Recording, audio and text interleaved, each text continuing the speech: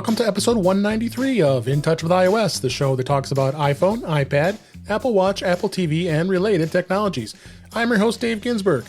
And this is a special episode as we are simulcasting the For Mac Guys Only podcast with Mike Potter. It is reaction time, the first Apple event for 2022 called Peak Performance. The panel includes Mike Potter as host, myself, Chuck Joyner from Mac Voices, Gary GazMaz Malpas from My Mac, and Eric Erickson. We react to each announcement that Tim Cook and team give us. This show was a great time, and I hope you enjoy. It's For Mac Guys Only, episode number 391 for March 8th, 2022. Reaction time, Apple's Peak Performance event.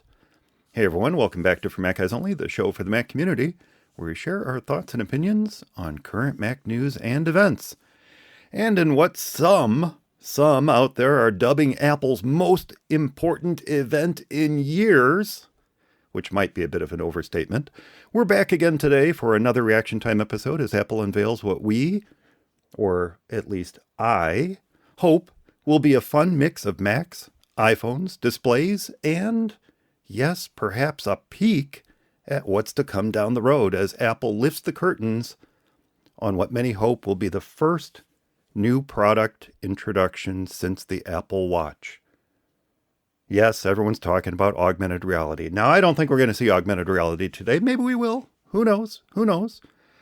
And while I've been waiting on a powerful yet cost-effective replacement for my aging Apple Macs, and don't tell them I said that, others joining me today might have different thoughts on what's flipping their Apple trigger. So let's turn to this episode's Reaction Time panel. First up, co-host of the My Mac podcast, joining us to share his views from across the pond, it's Gary Malpas. Hey, Gary, thanks so much for taking the time from your evening to be with us today. Yes, thank you, Mike. Thanks for inviting me along. Good evening or good morning to everyone, or whatever time it is wherever you are when you're listening to this. So, yeah, it's excited. I think there could be some really good stuff coming through. I'm not going to start saying predictions now because we've got a few minutes and I'm sure you want to introduce everyone else. Yeah, we'll talk about those in just a minute because leaning forward with anticipation from his For Mac Guys Only co-host seat, leaning forward at the idea that our long wished for mythical, magical, modular Mac Mini Pro may finally come to fruition in this strongly rumored Mac Studio, it's Eric Erickson. Howdy, Eric. Howdy, Mike. Yeah, you know what? I've given up on that. I did see that, though. A new possible Mac Mini with an M2. That would be great. It would be wonderful. I just, I think I've become too jaded. Well, if we see something in the Mac Mini front, I think it's going to be an M1 Pro or a Max. I don't think we're going to see an M2 today for some reason. I think that's a little premature, but maybe. Yeah, there was talk about a 13-inch MacBook Pro M2 possibly, but yeah. I think you're right. I think it might be a little too premature. We'll find out in about 10 minutes. Because next is the host of Mac Voices. It's Chuck Joyner. Hey, Chuck. Thanks for joining us today. Thank you for having me, Mike. I really appreciate it. I predict that we will know something in the next few minutes. I predict we'll know all in about an hour and a half. There you go. And, of course, the lovely and talented host of In Touch with iOS and simulcast host of today's show, Mr. Dave Ginsburg. Hey, Dave. Hey, thanks for having me. Always a great pleasure to be here. And yes, we'll be finding something out in just a very few minutes here. So with my Mac Studio tease out of the way, let's start with you, Dave, and maybe first explain what I might mean by simulcast co-host, but then also let's do a quick rundown of what's expected. Now, my list includes the iPhone SE, 3? I think we're up to 3 now. Perhaps an updated iPad Air, the newish rumor of an iPhone 13 in green, and maybe a purple iPad, I've heard. And, oh my gosh, as I've indicated, I so hope this is true, a high-end Mac Mini featuring the M1 Pro and M1 Max, possibly under the name Mac Studio. Did I miss anything, Dave? No. Well, also the last of the rumor was I think, did you say the display? That that's right. Yes, the display. I did mention that. Yeah. a sub $1,000 display potentially, and then the iPhone SE is going to be a given, so it's going to be exciting. But yeah, just real quick before everything starts, Tim just came up on stage. This is being simulcasted on In Touch with iOS, so you'll be able to hear this show on there as well. That's what Mike was talking about. Very, very cool.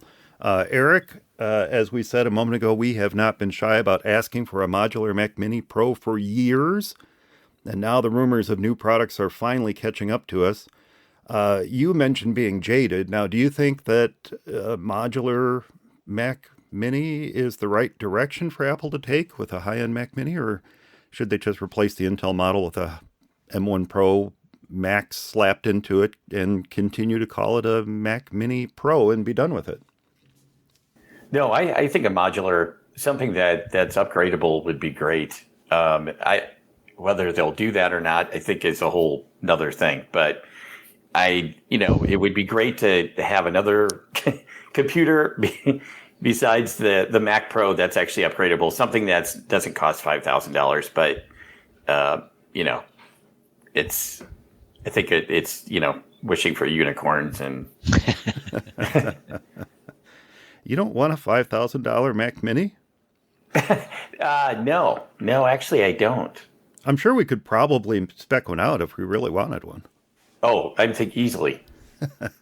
Could get a really good Windows 10 machine for that. Yeah, that's right. Windows 10. And we care why? Yeah, exactly.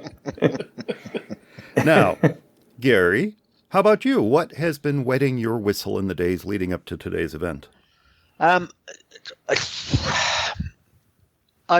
been seeing all the rumors, and there's been lots of commentary around the fact that there's going to be a new screen, which means there's going to be a new Mac Mini. And I'm thinking, no, the two really aren't applied together. I think that's more hope than expectation. And although, as Eric says, I think it is hoping for unicorns, I really don't think we're going to see a modular Mac Mini. I think that will stay very Mac Mini-ish as it is, because it's never really been modular. It's always been people going around and taking it apart and adding things in there. Screen, okay, yes, maybe. I'm more interested in what they're going to be doing moving forward with any possible M2 stuff, and to hear what they're going to do. Less about the hardware that's coming through, because I'm pretty happy with this Mac Mini that I've got at the moment. This M1, I had to do some teaching videos earlier in the week, and I did 3 videos which I rendered, and I was rendering them all at the same time, and it handled it perfectly. So I think it's a pretty good machine. I think we might hear about the M2 and what they're going to be doing with that in the Mac Pro moving forward. That's what I'm hoping. And Chuck, how about you? What, if anything, are you hoping to hear today? Or do you just want to know in an hour what they've announced and start pulling out your credit card? I'm not necessarily in the market for anything. That doesn't mean that, something won't really cause me to reevaluate my current position. I think that I would like to see something. I think we will see a redesigned Mac Mini, whatever that means, whatever they call it. And I think that will be the new powerhouse on the desktop. So until we see the Pro, whenever that happens, I think that's the thing that is most likely. Yeah, I think you are the recent proud owner of a 16-inch M1 MacBook Pro, are you not? An M1, yes, an M1 Pro Max, yeah. So you're set for a while. I'm set for a while for that. Now, what I do on the desktop may be something else, and we'll see how that goes. But more and more, I find that I'm in love with the idea of having a very powerful MacBook Pro and then 2 or more screens that I can plug into when I need the screen real estate, and want to be at home working. But when I'm out moving around, I still want to have the power with me. So I'm not quite as anxious to see maybe a new iMac as some are, but I wouldn't hate it either.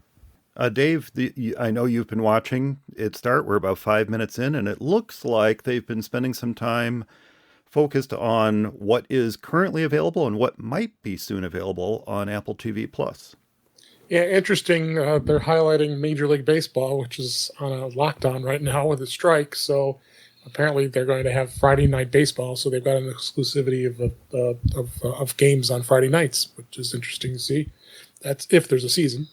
So currently, as we do this, that they are in collective bargaining right now. So it's really been interesting to see what's going on in professional sports and television with different streamers getting different exclusivity rights, exclusive rights, exclusive broadcast rights.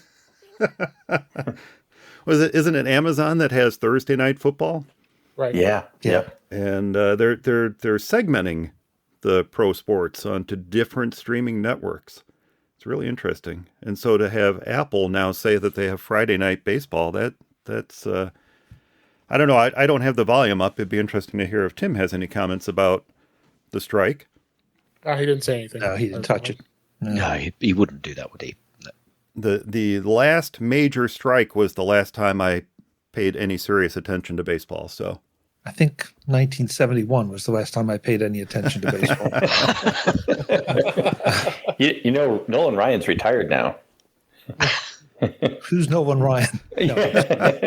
So, Mike, are you saying that they won't be showing Kane County Cougars? Oh, that would be awesome if they did. I think I could be wrong on this, but I think we're probably best hope to hearing the King County Cougars on radio. They have no affiliation anymore, so they're just a semi-pro team. So they are fun games to go to, though. There is they did announce Apple on the iPhone 13 in one new color, Alpine Green, with the iPhone 13 and 13 Pro. I have to say, I do like that color. Now, is that coming to the regular iPhone 13 as well, or only the Pro line? It's just 13 and 13 Pro. What was the green before? Because they had a green phone before. Yeah, I had it for the 12. Yeah, I did. Yeah. I quite like that one. But it was darker than that, I would say. Like a forest or midnight green? Midnight green, yeah. Something like that, yeah. Well, it's interesting to see that they're jumping from the green iPhone 13 straight to Apple Silicon, showing off the A15, probably jumping to the SE3, no? Or the iPad. There was something that said they were going to give an iPad the A15 too. You're right. Yeah, straight to the SE. We are 8 minutes in, and it feels like the pace of this event is fast. I mean, they already ripped through a promo of Apple TV, including the baseball. They've talked about the green iPhone, and now we're into an A10 Bionic. I think I said that right. Being added to the smaller iPhone. Yeah, they're moving right along, and that's in 9 minutes. I was thinking about that just last night, Chuck, and I've really come to appreciate how quickly Apple flies through these events without an in-person audience. Yeah, I know that a lot of people are pushing back on a lot of the virtual stuff, but if you can step back from your the emotional impact of things, it is so much more efficient, and it's so much more controllable. Oh, absolutely. And Apple are not control freaks at all, so Yeah. No, good point, Gaz. Yeah. I feel that the shows were getting a little long in the tooth, and it was almost as if they were having to pamper to a certain audience which they'd invited, but now they know it's going out to everyone. I think it's been fairly well received, and they can get through them fairly sharply under their own control, as you said, and I think they quite like that, and I quite like the way they rattle through it as well. But just looking at the iPhone SE, it looks like it's the exact same body, iPhone 8 body, but get the A15 Bionic processor. This is to keep the size down, isn't it, Dave? Yeah, looks like it. It's funny because I think they must. A lot of people say how few of these phones they sell at this size, but they obviously have a big enough market that they want to keep it out there. I mean, I know that a lot of people I talk to often want a slightly smaller phone. So, and the Mini being too small, but I think also they're keeping the home button, which is interesting. Obviously, the only iPhone that has that still. There's a lot of people who do like that. I always hear that all the time. Yeah, there are times actually when I'd like the option to be able to open my phone using a fingerprint. To be honest with you. because the amount of times I find myself having to pick the phone up to angle it slightly to open it. Even with my watch on, it doesn't always register that I want to use it. No, and let's go back to what I was saying just before we started recording. The Face ID doesn't work when you're holding the phone horizontally. And so I've got it off in the distance. I had it off in the distance, sitting on my desk here in a holder, waiting for the event to start, and my phone locked. I'm like, oh, I can't unlock it. I had to take it out of its stand, bring it over, unlock it, put it back in its stand. And I have the same experience with you. My Apple Watch does not always reliably unlock the phone. It does a really good job with the Mac, but it doesn't automatically unlock the phone. I have had good luck with the face masks and the Apple Watch and unlocking the phone, though. Yeah, I think that's kind of what it's mainly for. I think that's really what they came out for. It was the face mask. But they are coming out with something that now where it's supposed to open with a face mask and you don't have to be wearing a watch. They're actually going to basically kind of dumb down Face ID so you can open it. It's just going to look at the eyes. So I wonder if they'll do that. I wonder if when they do that, it'll work horizontally. Of all the betas I've been going through with 15.4, that wasn't mentioned as one of the things. But that's not the thing. Yeah, that's what 15.4 is going to include. But ironically, with things changing, there's a new point with masks these days. So I know. Perhaps if they just create an algorithm where you can bat your eyes a certain amount of times to unlock the phone. Right. Kind of like look at that scoff. Look at we're doing video. This is an audio show, but we're doing video, and Gary visibly scoffed at me when I said that. The rest of us were just trying to be polite, Mike. They're spending a fair amount of time on the SE. They are. Yes, they are. Which is interesting. It's like an enhanced camera. It's got the computational photography, so it looks like they've improved that.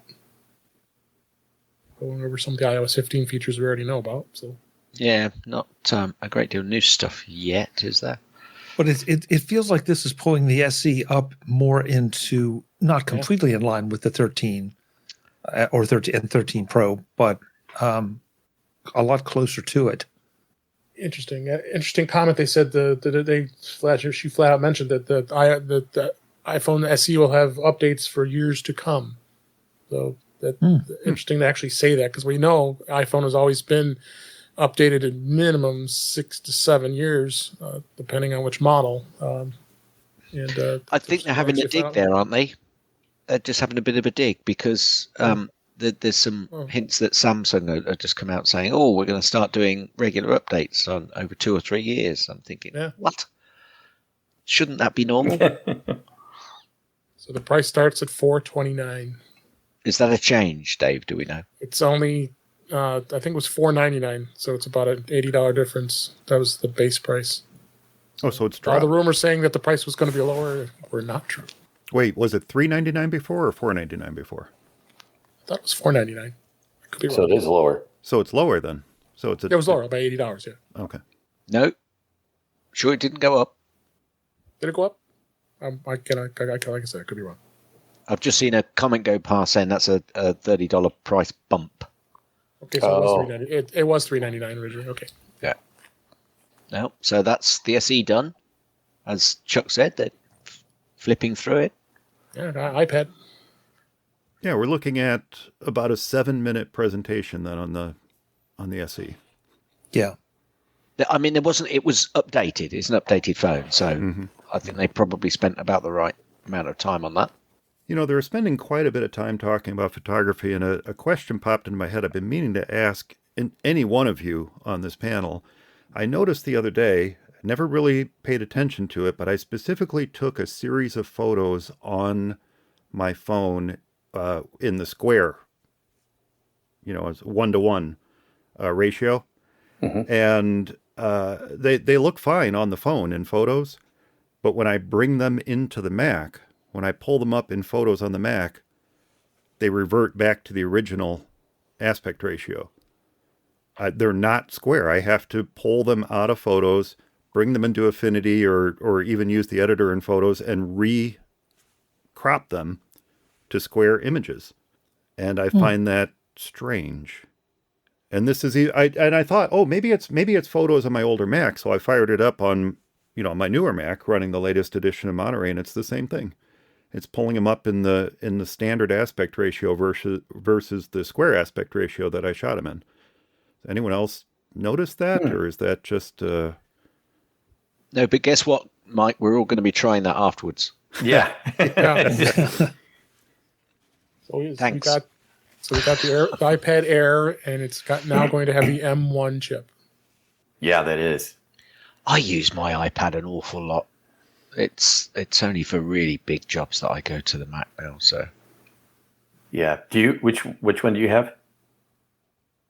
I have I'm not sure I can tell you, Eric, because I can't remember. I think it's the iPad. Was it the 8 that came out? It's still got quite the big bezels, top and bottom. Okay, so yeah. I nearly went to the Air. It was the Air came out, and I think they updated this one, and I went and got this one. But this is 2 or 3 years old, easily. Yeah, I'm like you. I do use the iPad a lot.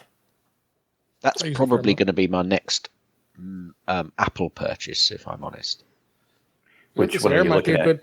Good value. Yeah, especially with the M1. Yeah. I mean, the thing is, these are all good values depending on what you do. Yeah.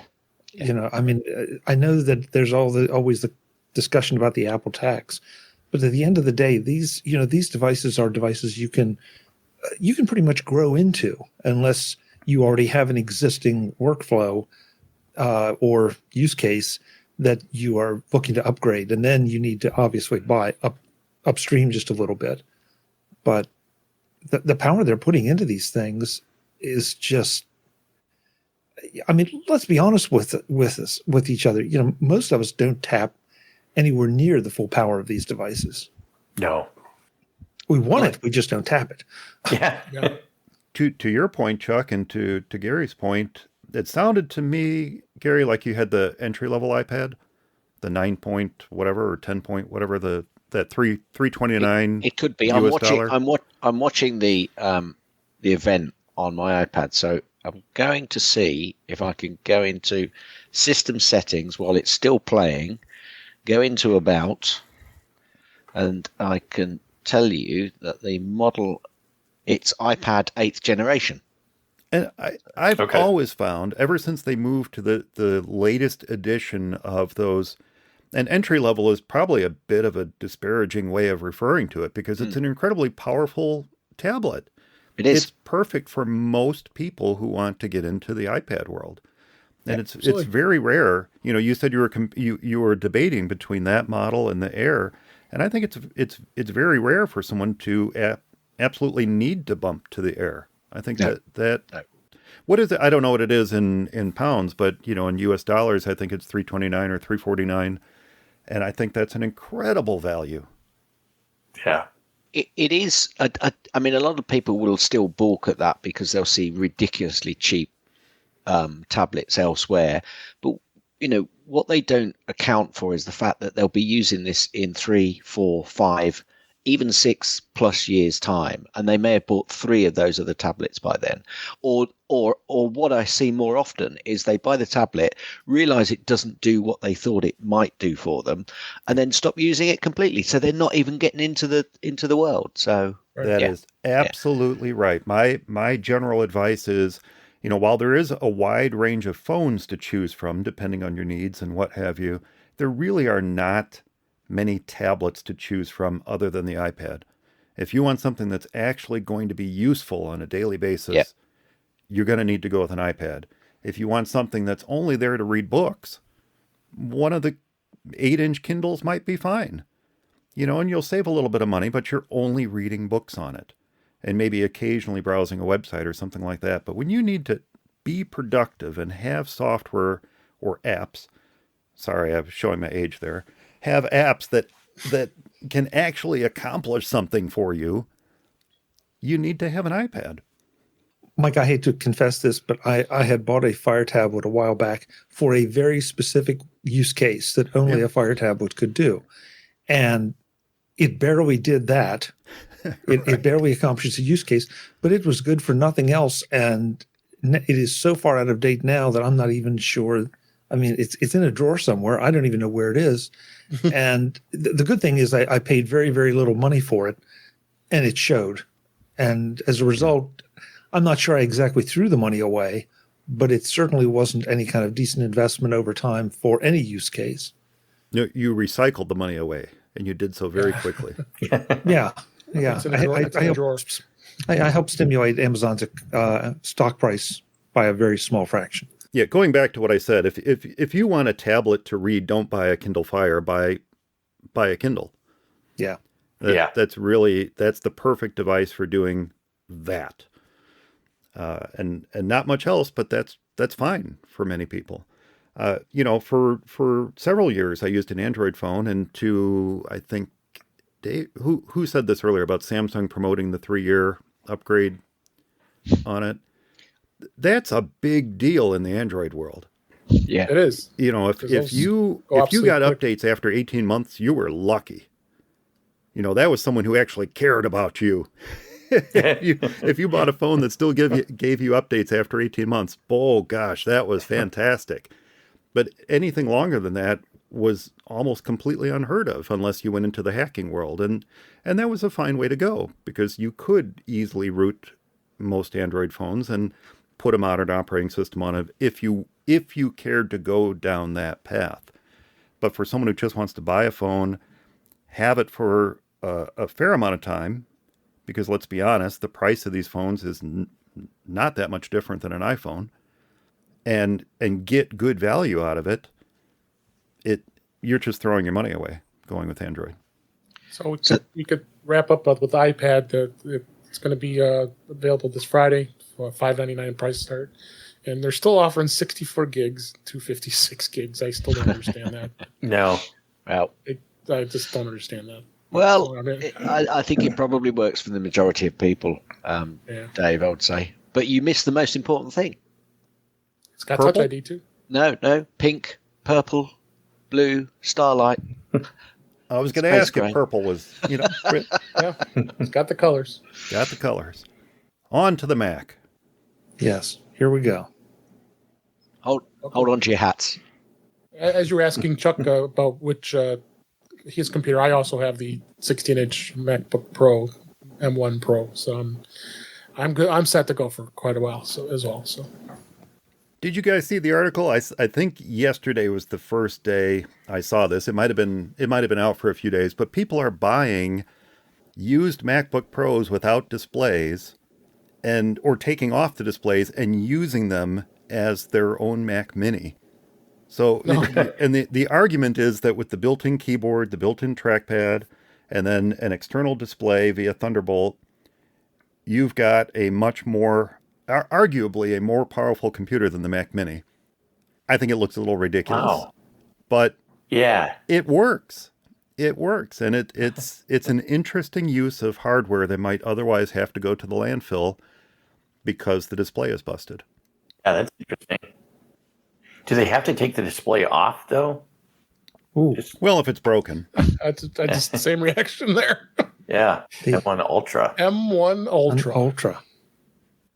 Is Ultra the one? Well, we'll find out. But is Ultra the one that was rumored to be modular, where they could stack multiple processors in series? Ooh, back in the lab. They're in the lab. We'll find out.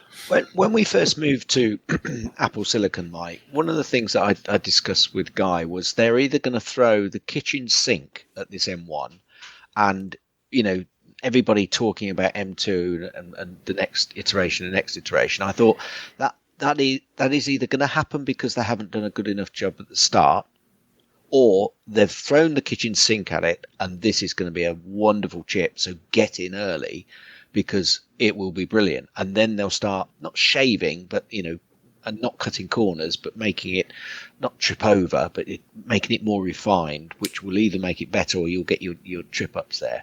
And I think they threw the kitchen sink at the original M1, and now they're just enhancing it and enhancing it. That's a good point. The M2 winner, if we see it, is going to be that iterative release. In other words, they're gonna keep expanding and growing the capabilities of this line until they get to the point where they say, okay, now from a marketing perspective, it's time to go to the M2. Yeah, yeah, yeah. They're wringing the towel out on the M1 terminology, definitely. Okay, it does look like they're talking about what's been rumored for a while now, the ability of these chips to, I'm going to get this wrong, interact or communicate with each other in series. Multi-die architecture, he's calling it. Yeah. So this is that peak, from my perspective, this is that peak showing us where they can take us with a Mac Pro. So it looks like they're using, I mean, maybe I'm splitting hairs, but it looks like they're fusing two M1s, not two M1 Pros or Maxes, but two M1s. To make it the Ultra, yes. Yeah, I think you're right, Chuck.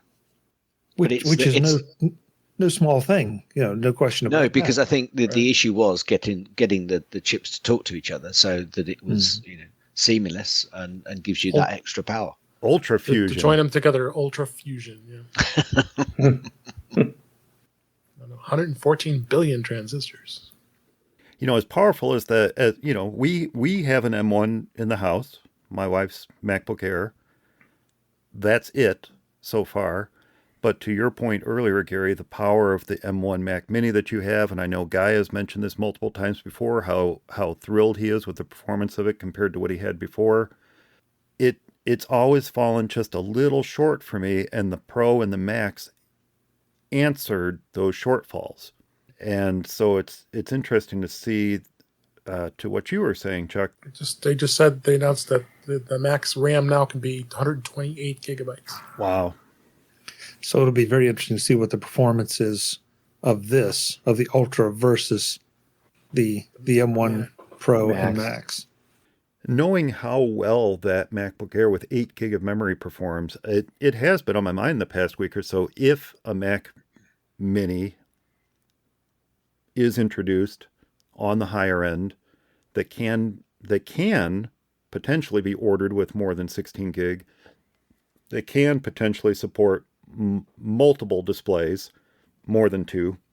Did anyone just see him pan across there? And it looked like there was an iPhone mounted to that circuit board. Didn't see it, no. That's the Ultra Fusion. Oh, yeah, I see what you're talking about there. I don't think that didn't look like it. Yeah. No, it's not, well, depending on where you are in the stream. But yeah, so they take, that's it, Chuck. They take the M1 Ultra, they fuse multiple M1s together, and then they fuse an iPhone into it as well. And so now I can make my phone calls with incredible speed. Incredible speed. Never before have you been able to communicate at the speeds you can with the Ultra Fusion featuring the Pro Max iPhone. Keywords they put in there: desktop, incredible desktop performance leads us to believe something's next. Every time Intel catches up, Apple holds one of these events, and they're sitting there holding their heads going, dang it. We just announced we were faster than the M1. Are they, though? Are they? Yeah.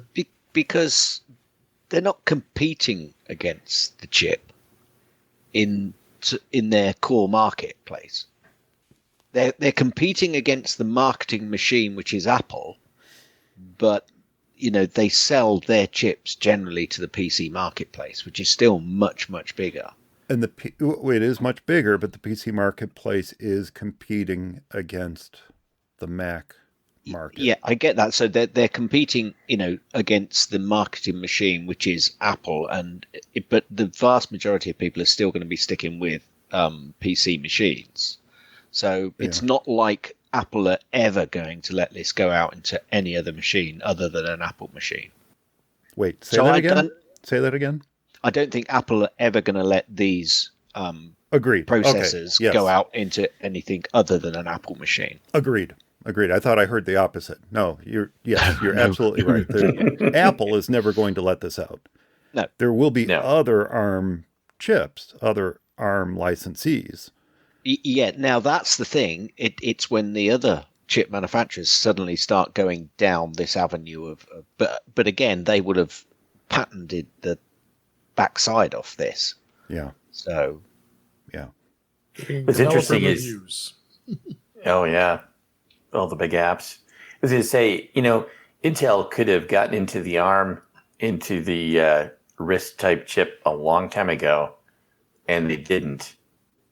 And now they're basically paying for it. Playing catch up. Yep. Well, once again, it seems like Apple controls the whole widget. The more we see, the more that becomes important, and it shows just what can be done instead of fragmenting things out the way that the traditional PC makers have done. Totally. That's exactly right. Well, it seems like this is most of this what they're spending on right now is just the chip and then the developers with their experiences, obviously, that they were testing this beforehand. So if they spent more time on this than they have with the product. So this is a kind of a big lead into what we expect with hardware here. Well, I thought that they'd do quite a lot on the chip and what they're doing moving forward, because then the hardware, they can then just say, and we're putting this chip into this machine and into this machine, into this machine. One of the feeds that I've got's gone, obligatory is 128 gigabytes of RAM enough for Chrome. It's a joke, folks. It's a joke. So what are they going to wrap around this chip? Are they going to wrap it in an iMac? Are they going to wrap it in the Mac Mini? Or is this the much rumored Mac Studio that we're talking about? Yeah. You know what would be interesting with a Mac Studio, or any Mac, actually, if they could make all Macs capable of this, that would be amazing. But let me explain what I'm going to say first. Fusion is incredibly interesting. The ability to fuse multiple M1s together to make a much more powerful chip is interesting. But what if simply by bringing two Macs together, whether it's in a modular format or just in proximity to each other, they instantly cluster and provide a more powerful unit. So you could take two M1 Mac Minis, two M1 or M1 Pro, let's say MacBook Pro, and M1 Mac Mini, bring them near each other in proximity, and they instantly cluster to make a much more powerful machine overall. The ability to stack multiple Mac Minis and have them, a stack of 5 Mac Minis at $600 a pop that instantly cluster into a more powerful machine would be an amazing accomplishment. Kind of like the old Q cluster or whatever they used to have. Yeah, Final Cut Studio. Yeah. Here we are. Mac Pro. They're calling it Studio, aren't they? They've led into that. He's been talking about Studio. Ooh, Mike. Be excited. Oh, I'm quivering with anticipation. That's a mini. I can't keep my tea steady. It's a big mini, but it's a mini. Oh no, it's a trash can. I'll take a trash can. Well, they nailed the Mac Studio part, didn't they? Mm-hmm. They show in the display too. All right. Wow. I have to see the pricing before I say sold. Let's be honest. I can't say sold. Wait, we got two choices: the M1 Max or the M1 or the M1 Ultra. So, but if I can fit this into my budget, that's going to be on my desk by the end of the year. Oh my gosh! Still have to, as I said in the email to all you guys, I still have to resolve how I'm going to run apps that simply can't be run on a Mac anymore. Like I just keep an old Mac around. You keep an old Mac, and so I can keep my old Mac around. Yeah. Or I could build a new, similarly sized Linux box to run the stuff I can't run on a Mac. Nah. I'm loving some of the comments that are going past because they've seen the two USB-C ports on the front and an SD card. They've said, "We've won! We've won!" The SD card slot on the front is, you know what? As funny as that is, it's huge. Yeah. Having that SD card slot on the front is huge compared to needing to reach behind all the stuff stacked in your desk to get to the slot on the back. Yeah. Johnny Ive is being admitted to the hospital right now. That's right. Oh yeah, that's long past, Chuck. That happened when they introduced the last MacBook Pro. He's still in there from that. Yeah. It's too heavy. Now, I've just seen a dimension. I'm just going to measure to see whether it's the same. Yeah, it's the same footprint, I think, as the Mini. Mm-hmm. Just taller. Yeah. But we've all What talked the about heck? that even with the iMacs, that, you know, the actual motherboard and the guts of the thing are so pathetically small that, Yep. you know, do we really need a tower? Do we even need a trash can size anymore? I mean, they're talking about the dual blowers and the cooling. As long as it stays cool enough. Yeah. Wow, look at that. Wow. The whole more than half of the computer is the dual blowers, as Chuck put it. Yeah. Yeah. It is. It's almost kind of like reminiscent of the Cube. So they've Really got, like- on the back, they've got 4 Thunderbolt 4 Yeah, four of them. sockets, 2 USBs. You want me to go Only get my 10 Cube, gig Eric? Ethernet? It's in the other room. I've got it Only? boxed up in the other room. I could go get...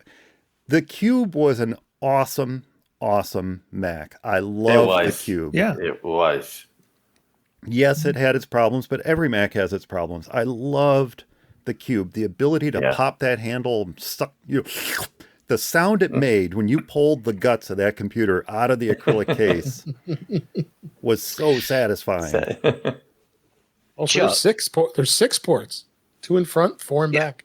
Chuck, Yeah, do you not think they're future proofing it then? Because was that a query about the speed of the Ethernet port? Yeah, that was. I mean, I'm a little surprised that it's not 100 gig. You don't think they'll make that an option, though? Oh, I think there's a fair chance of that. Yeah. Yeah. Yeah. It just $200 surprised me that of all the things all the things they would put in. They just said with the Ultra, though, the 2 front ports also are Thunderbolt, as Oh. opposed to the Macs. They're only USB-C. That's what I was wondering. Okay. Well, that's interesting. They're showing 5 Yeah. displays. And also said you could drive up to 4 displays, the HDR displays. Oh, well, they're showing 5. Now, And a TV. Yeah, you can plug a TV into the HDMI port, I guess. so So you can spend $40,000 on displays. Yeah. dumb question. Is anybody surprised it's not the MagSafe power adapter on the back? Not for this. No. No, not for a Mini. No. Versus an iMac? Or is it just because of the thinness of the iMac that they have to have the MagSafe? Where are you coming from on that, guy? Sorry, Mike. Wow, I'd hang up on I got to play with my ponytail, my non-existent Gaz has ponytail been in back. trained, really well trained. Real trade. So where are you coming from on that? From the perspective of why? Only because it's long been rumored that a new Mac Mini would have the MagSafe adapter on the back, and But I don't understand why. It doesn't need it. The portables may be, but I don't perhaps. think the desktops do. Well, the iMac so has much. it. Yeah, that's what I was going to Well, say. the new one. The new one The Yeah. new ones is a MagSafe Yeah. adapter, and so I guess I'm coming at it from the Do you know? perspective Interestingly, though, I'd like this. You can pick up your iMac, take it somewhere else, and use it. It's a little bit more difficult with the Mac Mini, not because of size, but because you also then have to take your screen with you as well. You pick up your iMac and you've pretty much got it all. And I've strangely done that. I've had to move it into a different position, and I thought, oh no, but actually it wasn't a difficult process. Whereas the Mac Mini, a little bit more difficult. So I was going to say, arguably from a cost-saving perspective on Apple's part, to have a stock part that could be used on multiple computers might be a good idea. However, as I was thinking that thought, I realized that a standard 3-prong power cord is way cheaper than that. So why not stick it in the box? Yeah. And there's room for it. There isn't room for it on the new iMac. So yeah. 48 gigabytes of maximum video memory? Video memory, yeah. Wow. And then they show the limitation of the Max and the Ultra, the RAM, 64 gig versus 128 gig. Oh my God. 18 streams of 8K ProRes. Yeah. That's insanity. No other computer can do this in the world. How's this going to affect the Mac Pro? I was just wondering that. I think this could, if they do this in a way that Eric and I have been talking about for several years now, this could become the Mac Pro with the right stackable modules added onto it. You want additional storage? Here's a module that has 128 They're doing lots of comparisons. comparisons. They're doing lots of comparisons between the 27-inch iMac and the Mac Pro. So it's interesting. It could actually take the place of both. Good. But Mike, I'm kind of with you because with the M1 Ultra, that gives you 6 Thunderbolt ports. Mm-hmm. Yeah. And and what did you say, up to 4 or 5 monitors? Or whatever the monitors, whether they are the Apple displays or not. But yeah, I mean, this beast. What could they do with the Mac Pro that they can't do with this? Or what can we imagine they could do with the Mac Pro that they can't do with this? I mean, they're showing it in all these high-end Pro situations here. Well, they specifically mentioned Scenarios. high-end graphics workstations. Yeah. And so it makes me wonder, again, I know that there are a lot of people that say, well, but I wanted to crack it open and put all this, all that storage in it. Well, yeah, but we're kind of beyond that now because we aren't using spinning disks for anything except, mass storage, and you're not going to put those on board in anything. But again, you get another module that sits perfectly underneath it with either open bays or pre-soldered in storage. Yeah. Plug it into that Thunderbolt port and you're on your way. And Apple will probably let third party do that, whether it's OWC or whoever. Oh, I was going to say, if OWC doesn't have something for this within the next week, or an announcement, something for this in the next week, I'd be surprised. Well, their Thunderbolt docks are automatically compatible with this. Their Thunderbolt, especially with Thunderbolt 4. Right. So already you've got a crazy number of additional ports to use. Right. They do have a nice expansion for the existing Mac Mini that allows you to install both a Blade SSD and a traditional spinning hard drive. Yeah. In one unit. And that's a Thunderbolt, is it 4? I don't know if it's 3 or 4, but it stacks perfectly under the Mac Mini. So to make something similar to that for this would be not surprising. Well, somebody's going to email me hate mail for this, but at some point, how much storage do you really need directly online connected? Yeah. As opposed to having it on a server. What's your email, Chuck? Thanks. Yeah, thanks. We are past that. I agree with you, Chuck. Yeah. But video is, to you specifically with Mac Voices, Chuck, video chews up a ton of storage. Oh, it does, Mike, but I also know that I can go out and buy a 14 terabyte drive now that is borderline affordable. Yeah, they really are. And, it's not, there was a time that 2 or 3 gig cost me an arm and a leg. Now I can get 2 or 3 terabytes. Now 14 terabytes, 16 terabytes is well within a cost-effective range. Yeah, that's exactly what I do. I move it off to a 14 terabyte drive. Oh, are they showing a display now? Can I just jump in there, Eric? Actually, one thing they haven't done yet is give you the price. I know. At the end of the product, they normally give you the price, but they've jumped straight into what they're deeming is the package that you will buy because they want you to buy the screen as well. Oh, look at the screen. The screen has a G4 arm on it. It has a lampshade arm. Interestingly, Mike, a few years ago, because it is a few years ago now, isn't it, that the M1 came out? Is it a year and a half? Yeah, 2 years? Anyway. Yeah. But my whole thought process was, I'm going to get rid of my iMac because I want a little desktop and a separate screen which I can position in the place I want it. And this is exactly the route they've gone down, isn't it? Yeah. Yeah, I'm really kind of worried about the price now, too. It's going to be up there. Yeah. It's in Mike's reach. Somebody said that this display was going to be like $2,500. No. That this was not going to be as bad as their XDR display, but it was going to be about half that. That's what some of the rumors were. Now, the thing is, though, Eric, there are plenty of very good screens. Yeah. out there. Yes, exactly.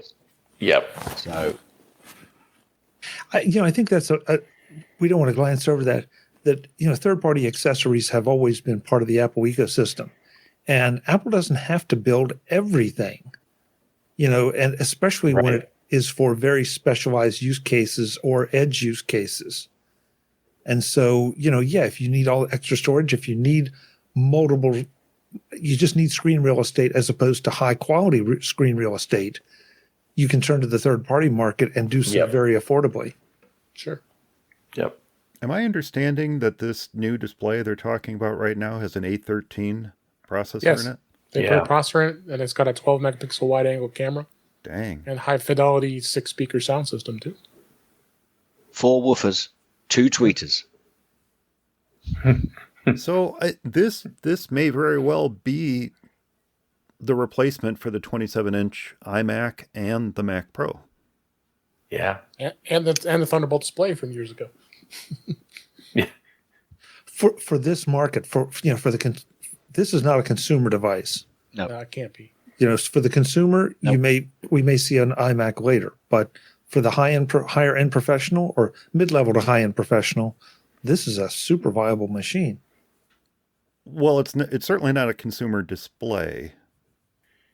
It's not a consumer machine. Anyone who would purchase a 27-inch iMac, though, I think this Mac Studio could very well be the replacement.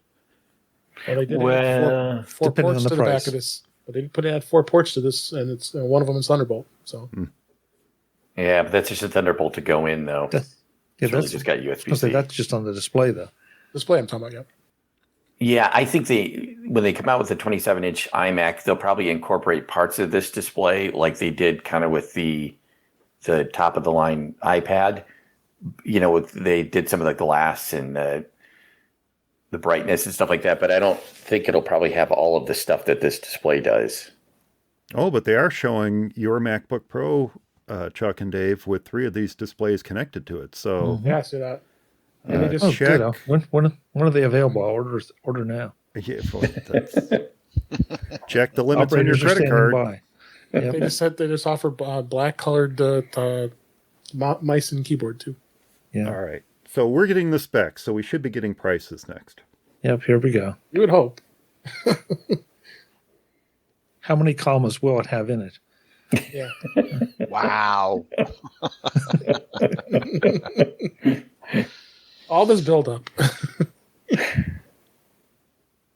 Yes, it has all this. Yes.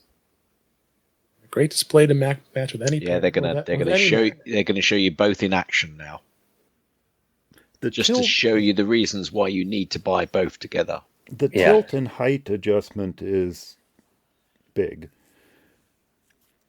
I feel like they glossed over that a little too quickly, but that's huge to have that in an Apple display. It's been a long time since we've had tilt and height adjustment. Yeah. Yep. Yeah. Outside of the XDR display. Yeah. That's exactly right. All right. 64 core GPU, 128 gigs of RAM. Yep. Unified memory. Okay, so it starts with the M1 Max, if I'm reading this correctly. Yeah. Right. With an option to upgrade to the M1 Ultra. So the starting point is key for me because likely the starting point would be more than enough computer from my perspective. You're right, though, Chuck. Johnny Ive is looking at all those cables they just plugged into the back of it. What the heck? Yeah. Spatial audio, too. Seen the prices? Not yet. Not yet. $2,000 and $4,000 for the M1 Ultra. So they're putting the two different. Where'd you get that? I haven't seen the specs it just go by came yet. Yeah. Still haven't seen it Basis either. is 64 gigs of RAM. And Okay, here we go. Here's the monitor. $15.99. M1 Max 1900, 1999, and 3999 for the M1 Ultra. Everything can be ordered today too. Display is 1599. Oh, that's 15.99, awesome. yeah. That's good. Well, it's that 105,000. VESA mount adapter that sold me. Oh, That's a joke. if you want that adapter, Mike, that's going to cost you an extra grand, I'd say. Yeah. You know what? Right. 1999, not The a base bad model. starting point. That's the M1 No. Max. Oh, I can see you've already got that. Mike's One already product to got. go. That's for another day. That's for another day. That was the big tease for the Mac Pro, Mike. Yeah, the Mac Pro. There's the a Mac one Pro more is thing. coming. Really? Yep. You've already got your numbers sheet out, looking at the numbers and the figures. Yeah. I can see. Crashing those numbers. I am crunching the numbers. Unfortunately, I can crunch the numbers all I want to. It's still not in the budget at the moment, but I can start to take all those penny jars we have collected around the house and see what I have in each of those. Can I say though that screen, Eric? You said not so bad, but it is still a 27-inch screen. Right. Yeah. Yeah. Well, that's okay, guys. Just get two of them, and then you got Yeah, it's still cheaper than the high end one. That's a good point, David. Two of those is cheaper than the XDR. 32-inch. Yeah.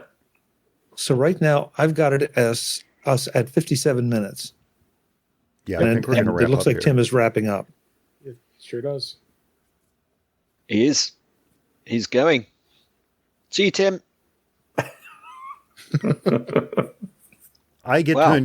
I'm watching on YouTube, so I get to enjoy Tim's lovely visage for at least another 20 seconds past you.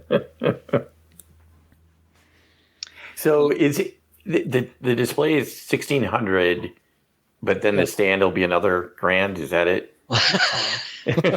No, the wheels. The wheels? Yeah, you have to get the wheels for the monitor. Yeah. I think That's that it. was quite interesting, quite good. Yeah. Yeah. It's what we wanted. It's what we wanted. I love the tease. The tease was the fun part. That's Yeah. for Oh, yeah. another day. All right, That's the first Eric. time I've seen them do that. But it is interesting. I mean, I don't guess there's no chance that this could spell the end of the, no, never mind. That doesn't make any sense. The end We of have to see a 27-inch iMac with an M series chip in it. no. in pretty Did, short no. So order. did that? I missed it. Did they seriously tease that there's still more to come with a Mac Pro? Yes. Mac Pro. Yeah. Okay. Yep. So then that stands to reason that this will not be the replacement that I was speculating earlier. The replacement for the 27-inch, the replacement for the Mac Pro. No. We still have a Mac Pro coming. We'll still have a 27-inch iMac coming.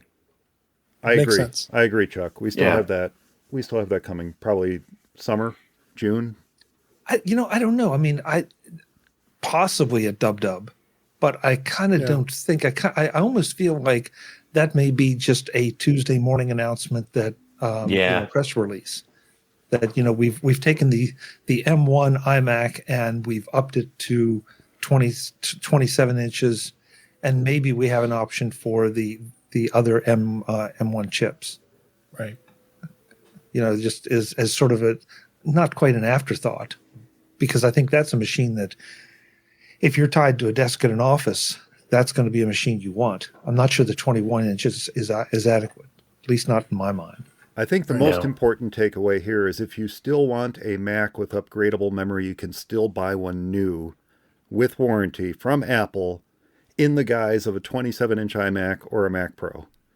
So this is still your chance if you want a Mac with upgradable memory That and you a could hard do drive you afterwards. can replace or storage, I should say, that you can replace when the time comes. You can still get one. Yeah. Go. No, for the money, it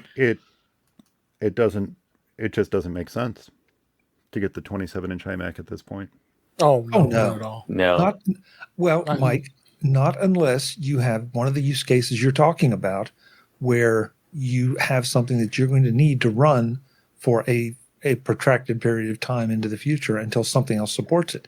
Then it may make perfect sense to get a nice, bright, shiny new and take good care of it, because you know that there are going to be plenty of software updates for, 2, 3, 4, 5 years. At least. Yeah. So, at this point, yeah, at least they have to. They have to continue supporting it for at least that long. Yeah, so if you need an Intel Mac, now's as good a time as any to buy it before they announce they're not making them anymore. But you can feel pretty but again, in my mind, you would have to have a very specific use case, because otherwise the M1 21-inch iMac will run circles around the Intel. 24-inch. What did I say? 24. I'm sorry, I said 20 or 24. Yes, excuse me. Yeah, I was not as impressed. I set up a client's 24-inch iMac, and it's great, but I was not as impressed with it as I thought I would be. It did have some instances of stuttering. It wasn't quite the smooth powerhouse that I kind of thought it might be. It was fine. It was absolutely fine. Now, they did go a little on the low end. That particular client went with an 8 gig and 256 gig of storage. So it wasn't a super high-end powerhouse by any means. They only have the option to go to 16. But I I have not experienced the same kind of stuttering and slowdowns with the MacBook Air that we have here in the house. So I attribute that a little to driving the larger display, but I could be wrong on that. I don't know. I was not it's a nice machine. Beautiful machine. Oh, yeah. But I would hold out for more at this point. Mike, shall I give you a maxed out Mac Mini UK price, which at the moment is pretty similar to the US price, to be honest. I'm refreshing the page on Apple's site, and the Mac Well, Studios. I'm there. We're ahead of you over here. No, I'm on Apple's website. Oh yeah, you are. You're 6 hours ahead. So am I. Yeah, you're 6 hours ahead. So aren't am you? I on now. Well, let me give you it then. Let me give it to you.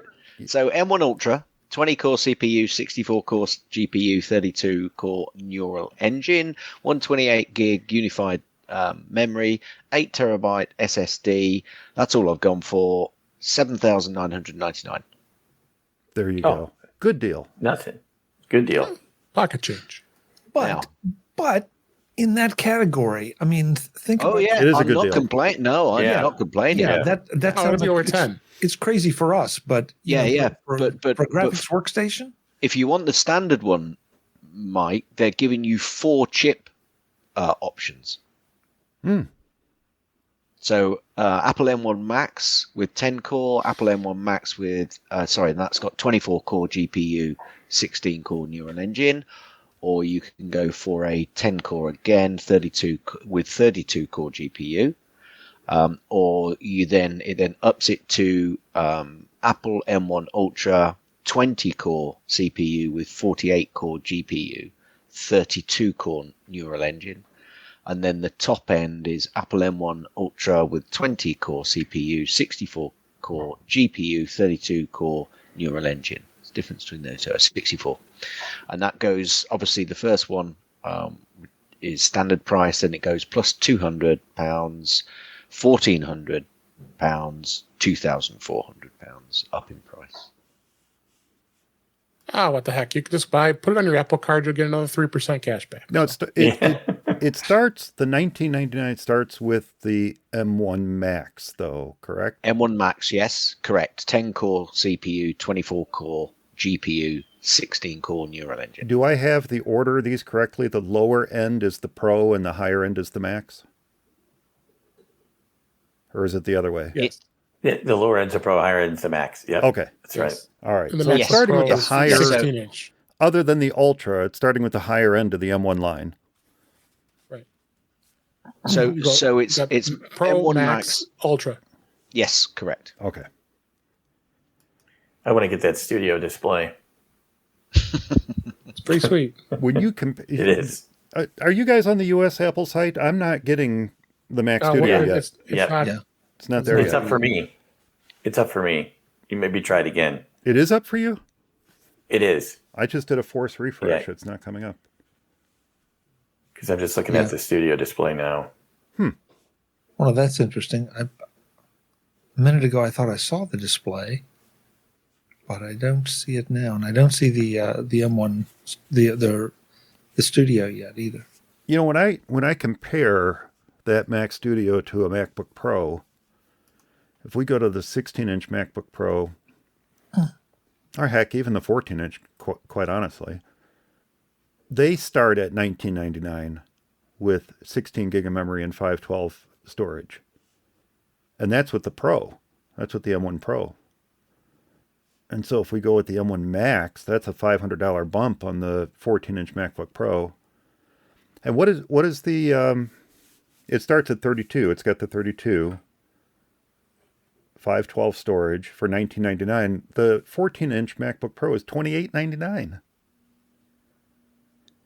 So you've got the opportunity to purchase your own gorgeous display, whether it's the new display from Apple or not.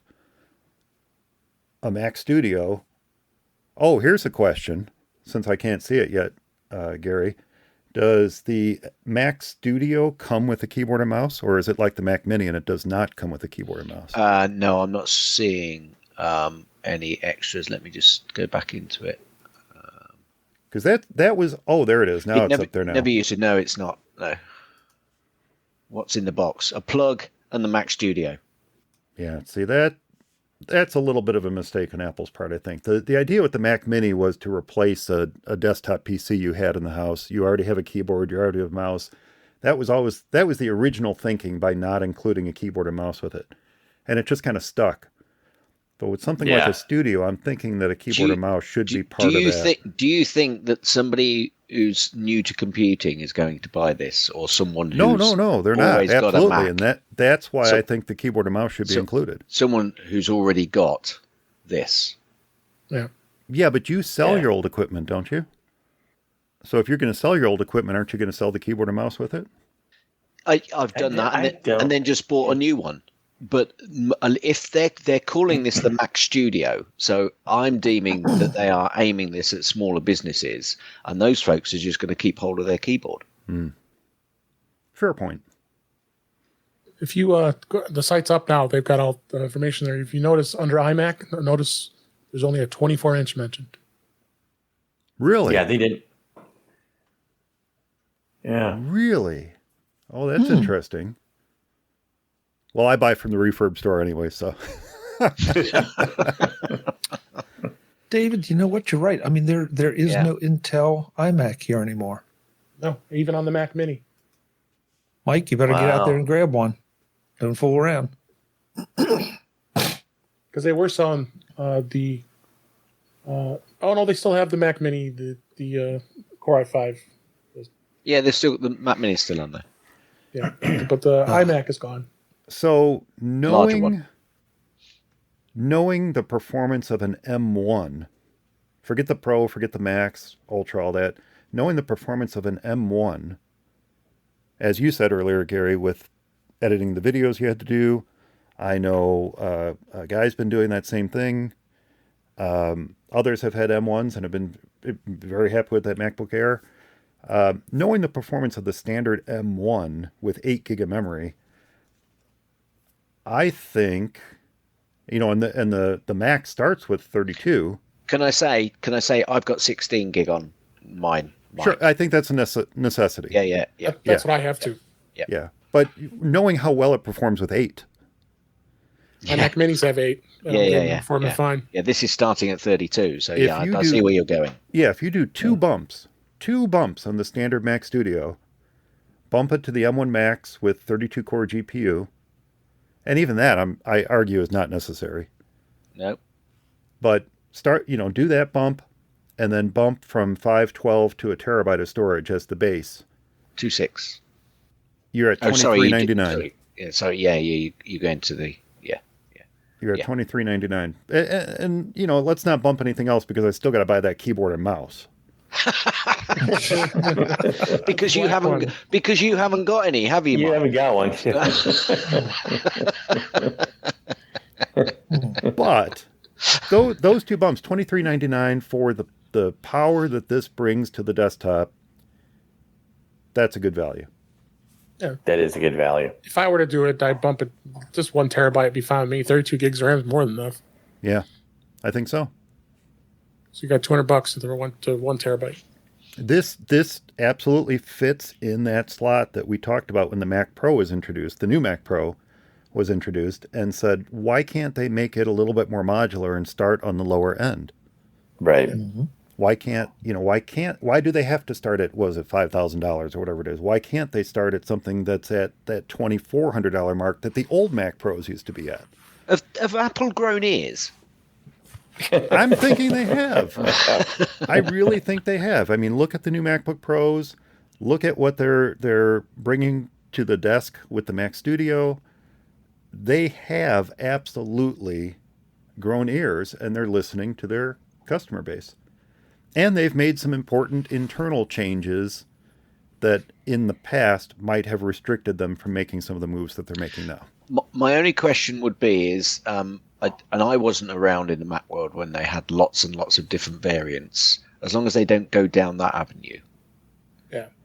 Right. I'm not saying they have, but that's the one thing they've got to be careful Lots of. of different. I'm sorry, I missed that. Lots of different what? Lots of different Mac variants to choose from. Oh, sure. Yeah, no. Have you ever shopped Dell's site? Oh yeah. All I want It's is a great freaking. fun. I just want a freaking 15-inch Dell notebook computer, and you get like 300 options. I do it every day, Mike, and on the enterprise side. So yeah, it's ridiculous. There's far too many ways of configuring a 15-inch. Not to mention that they have 4 base models, and they're all virtually identical when you look at them on the surface. One's the 3000 series, you got the 5000 series, the 7000 series, and then you've got, what do you have after that, Dave? Those are the 3 core, business series notebooks. Latitude, yeah. They're all basically the same computer. What 7000 series is what I use, yeah. That's the way the Mac was back in the 90s, too. They had basically similar computers with different monikers on them, and you didn't really know which was which. And yeah, it's still not like that now. So, but I know that at least a couple of us on this panel could make use of this system, but none of us really, honest to God, need it.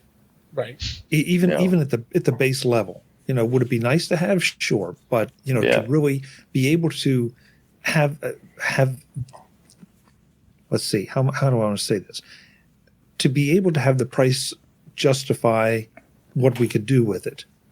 But if you are involved in any of the use cases that we saw in the videos, this would be a no-brainer. Yeah. Oh, for sure. In fact, a bump up to even the top end would be a no-brainer. With a couple studio displays would be a no-brainer.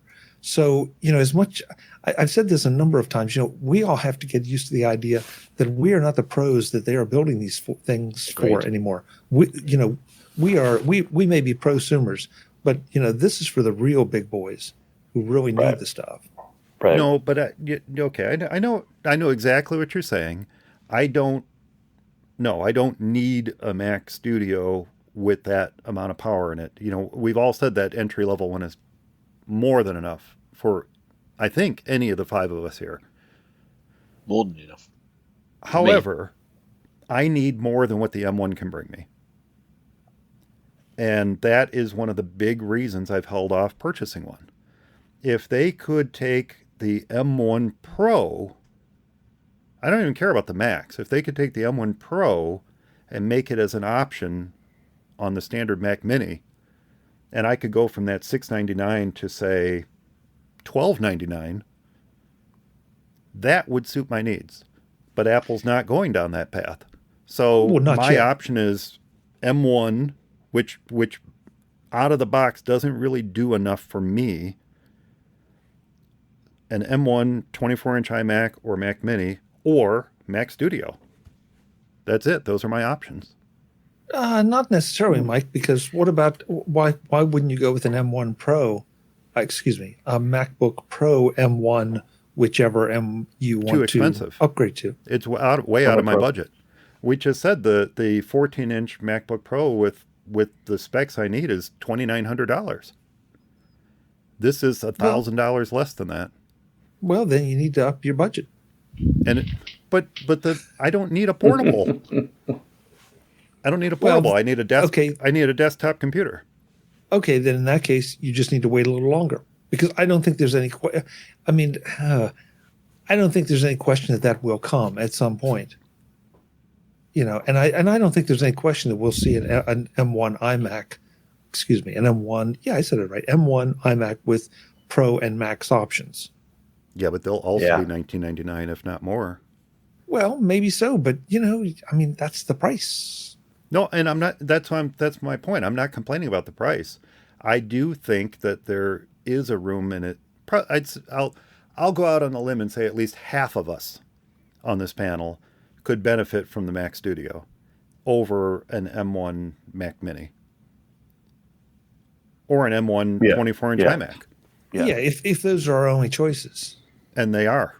We don't have any other choices. That's our only choices. But right now, we keep saying this all the time, that we pass these judgments at a point in time. And, because we aren't getting what suits our needs right now, we get cranky about it. But, give it a month, 2 months, 3 months. Chuck just called me cranky.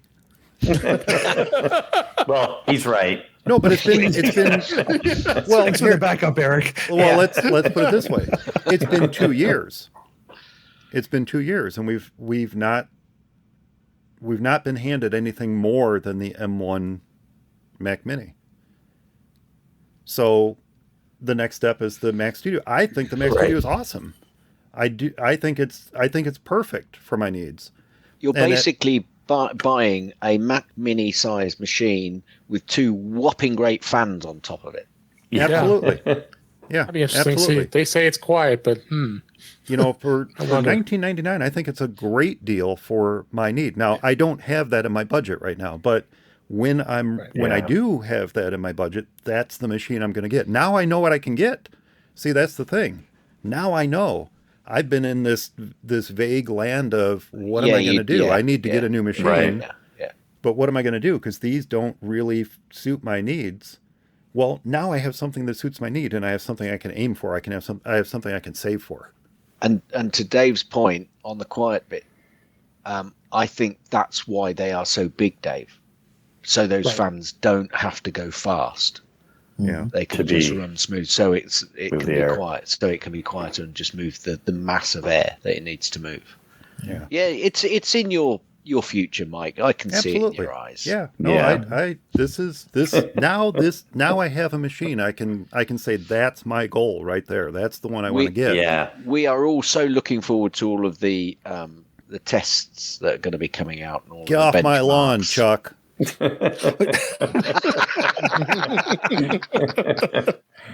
Well, Mike, though you might be surprised, but if I didn't feel the need for the portability, I would be seriously looking, and if I hadn't spent the money on the 16-inch, this would be a very viable machine, and in a lot of ways, it would be superior to my MacBook Pro, but I don't have the portability issue, and because Gaz brought it up real well, even toting an iMac. I've seen people drag iMacs into coffee shops, which is really stupid looking. I've seen that. People do it. But here, you I've really seen don't. it. Yeah, it's crazy. Yeah, go but to you Starbucks and you got your big giant iMac with you. Yeah, but you don't have the option here to do that. So this is for a very somebody who's desk bound, who needs the juice. And if for a while I was at the top of the heap on the processor. Now I'm not anymore. But that's the way the whole thing goes. Yeah. You can't keep up. Interestingly, Mike, the M1 Ultra weighs 2 pounds more than the M1 Max. Whoa. That's interesting. Why? Really? Heat sink? Extra fans? Heat sink? Yeah. Possibly. Yeah. Wow. 5.9 pounds for the M1 Max, and for the M1 Ultra, 7.9 pounds. That's really interesting. Very interesting. Yeah, I'm with you, Chuck. I have the 16-inch M1 Max, and the same thing. I wanted the portability, and I don't know if I'd have known they were going to come out with this. I don't know if I would have waited or not, but I do. I really portability is just great, and to have the kind of power that it has. And in my case, I just couldn't justify getting the Max. I was happy. I mean, I had the Core i9, the 15-inch MacBook Pro before, and then I traded that in, and just the M1 Pro was just fine for me. Max is just a little out of my budget, and I thought this was just perfectly fine. I'm very happy with my choice. And I just remembered, to Chuck's point, no option on the Ethernet port upgrade. Oh, 10 gigabyte only. I thought the old Mac Mini, they were offering a 1 gig Ethernet, and then you could upgrade to 10 gigs. If you they had 1 and 10. Right. But through the Thunderbolt ports, if you add a dock or something, you'll be able to get that 100 if you need it. So here we're right back to the same discussion. If you have the need, there's a way around maybe the limitation. It just didn't need to be built in. Yeah. Yeah, and and the thing that I have to keep thinking about too is if I'm going to upgrade my Macs, I need to replace them in 2 locations. This isn't a single location option for me. So this does give me the option, however, to say, the Mac Mini is a powerful machine. It doesn't suit my needs here where I do all my Final Cut editing, but it would more than suit my needs at the office, where I have a 2012 Core i5 iMac. And I do very little video editing. I do very little other than standard office work on that one. Whereas here, I for whatever reason, I have picked my home office to be the place where I do my Final Cut Pro editing. So this is where I can use the Mac Studio, get an inexpensive Mac Mini for the office. I'm well under $3,000 to replace both. Sure. Or you could buy one of our laptops and carry it back and forth. No, you know what?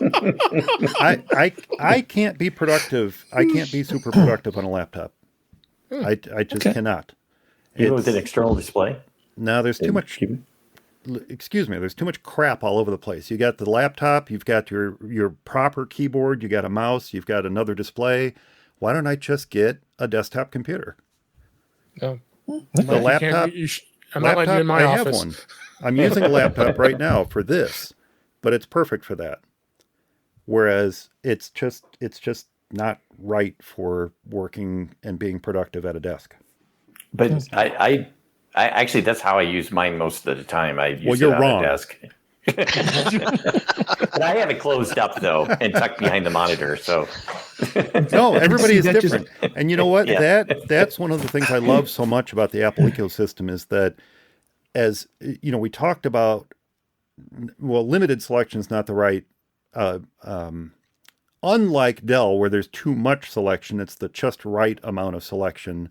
But it's the just right amount of selection that each of us can choose from to create the work environment that works best for us. And that extends not only to their hardware, but to their software, where there are so many different ways to accomplish the same thing in Mac OS that we can each do it the way that works best for us. And that's what I love about the Apple ecosystem. Yeah, I agree. Cool.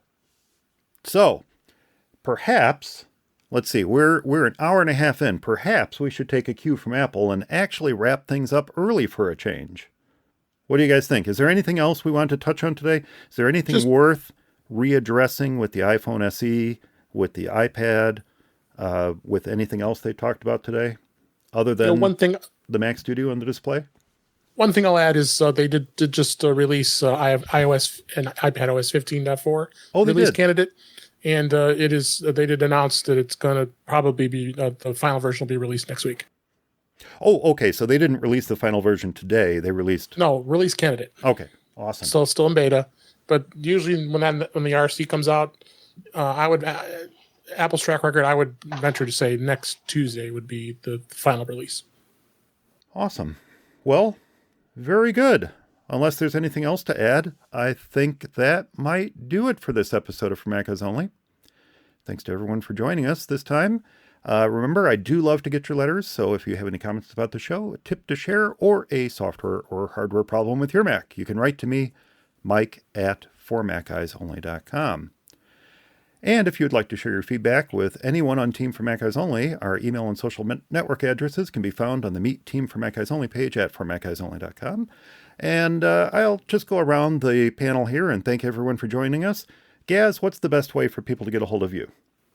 Well, you can go over to my Mac and send me an email through gaz@mymac.com or on the Twitters, twitter.com/GazMaz, and that'll be cars for anybody who listens to the My Mac show. Awesome. You have to listen to get it. So you have to listen. If you don't listen, you have to listen. Go ahead and subscribe, folks. You're going to have a good time. That's the thing I like about My Mac. If you want a good time, listen to My Mac. Yes. Yeah, Speaking of good times, Mac Voices Live. Chuck, what's the best way for folks to get a hold of you or to participate in your show if they'd like to? Yeah, macvoices.com is where you can see all of our shows. Mac Voices Live happens Tuesday nights at 8 p.m. Eastern, 5 p.m. Pacific, whatever time that is, wherever you are. We'd love to have you join us at youtube.com/MacVoicesTV in the chat room and throw in your comments, questions, or thoughts. And on pretty much any social that you care to name, you can find me as @ChuckJoyner. Thanks for having us, Mike. This was a lot of fun, as always. Thanks, Chuck. And Dave, I know we can find you sometimes at Mac Voices Live, but where else can people find you if they want to get a hold of you? Usually I'm on Mac Voices Live most of the time. If you can find me at In Touch with iOS at intouchwithios.com. You can also find me on Twitter at DaveG65. Thanks. I appreciate it.